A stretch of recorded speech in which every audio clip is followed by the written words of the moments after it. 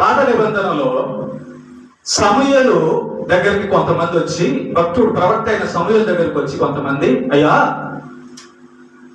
ఈ లోకంలో కూడా రాజులు చాలా మంది అన్ని జనులను ఏలుతున్నారు, మాకు కూడా ఒక రాజు కావాలి అని చెప్పి సమూయేలు ప్రవక్త దగ్గరికి కొంతమంది వచ్చి అడుగుతారు.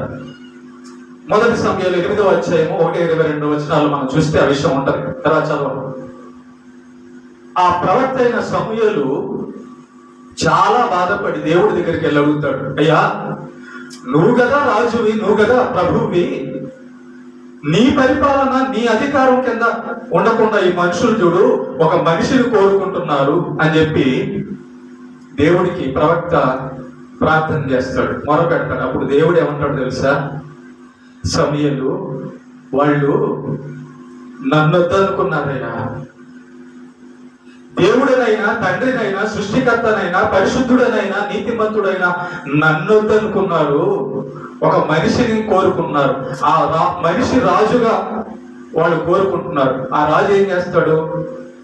పంటంతా పండించిన తర్వాత తీసుకెళ్లి కొట్లో పెట్టుకుంటాడు, పన్నేస్తాడు, బానిసలుగా చేస్తాడు, కష్టపెడతాడు, పక్షపాతం చూపిస్తాడు. ఒక మనిషి రాజు అయితే అలాంటి మానవ రాజుని వాళ్ళు కోరుకుంటున్నారు కదా, దేవుణ్ణైనా నన్ను వద్దనుకుంటున్నారు కదా, నేను పరిపాలించకూడదా వాళ్ళని? నేను పరిపాలిస్తే వాళ్ళకి ఏమైనా ఇబ్బందా? అవును, దేవుడు పరిపాలిస్తే నీతిగా నడవాల్సి వస్తుంది, దేవుడు చెప్పినట్టుగా ఉంటే న్యాయంగా బతకాల్సి వస్తుంది. కాబట్టి ఎవరైతే తమ హృదయంలో చెడు తోవలో నడవాలి, ఇష్టానుసారంగా బతకాలనుకుంటారో వారి హృదయంలో దేవుడికి స్థానము ఉండదు. వారు దేవుని అధికారానికి లోబడరు.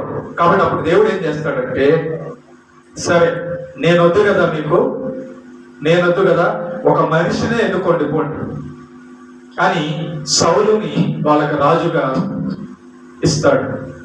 ఆ సౌలు చాలా ఇబ్బందులు పెడతాడు ఆ రాజు ఆ యొక్క ఇజ్రాయేల్ ప్రజల్ని.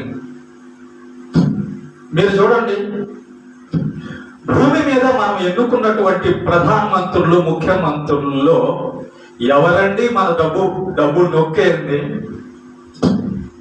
చెప్పండి ఏమ్మా, వింటున్నారా? భూమి మీద మనం ఎన్నుకున్నటువంటి ముఖ్యమంత్రుల్లో ప్రధానమంత్రుల్లో మంత్రుల్లో ఎమ్మెల్యేల్లో ఎవరు మన డబ్బు కొట్టేది? దొంగలు. అందరూ దొంగలే. ఇదే చెప్పాడు దేవుడు.